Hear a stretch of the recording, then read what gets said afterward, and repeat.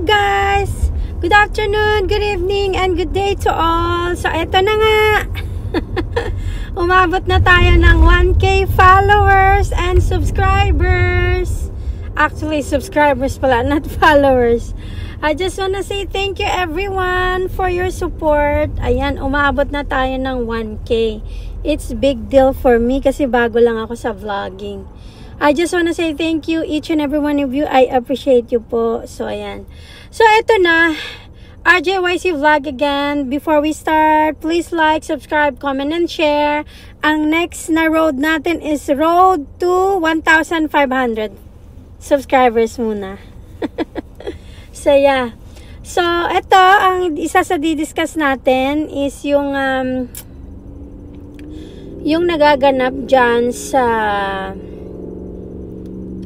itong hindi magandang pagkakaunawaan ng ibang vloggers. Again, ilan sa ating mga batikang vloggers din na pare-parehas nating supporters ng mga Dutertes at supporter ng kapayapaan at katahimikan at patas na paglaban sa mundo at sa bayang Pilipinas.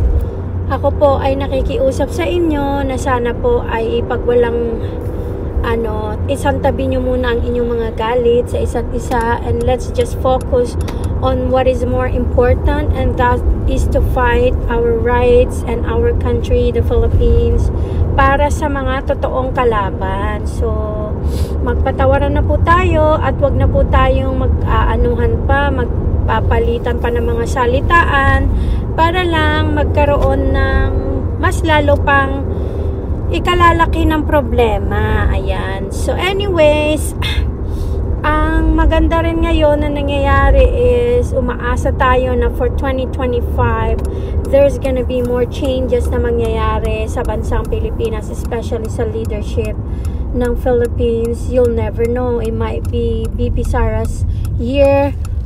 It's her year to be the president of the Philippines, and it's so excited. Napaka-exciting na part yan. Yan ang inaantay natin ever since pa, right?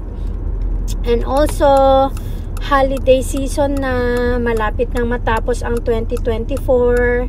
Iwanan na natin yung mga pangit na nakaraan ng 2024. At yung mga maganda naman ang salubungin natin for 2025. There's a lot of controversies, a lot of problems, trials, and tribulations for us for 2024, but we are hoping and praying na our best is yet to come for 2025, and we were praying na lahat tayo ay maging mas malusog at humaba pa ang ating mga buhay, right?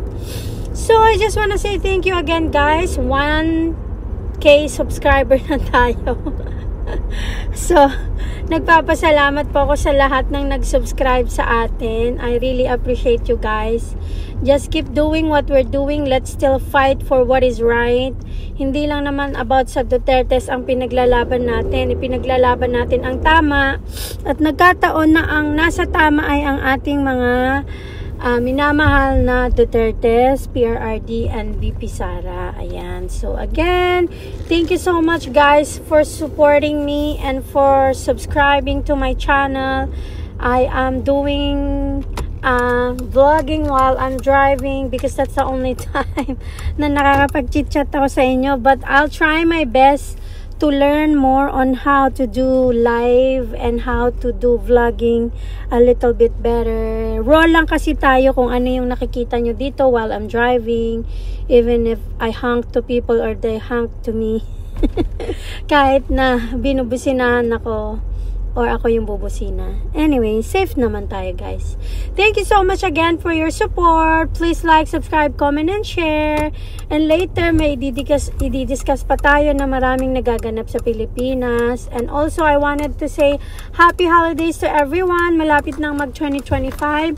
Kalimutan na natin ang mga masasamang nangyari sa 2024 para makausad tayo sa anumang gagawin natin na much better na life sa 2025.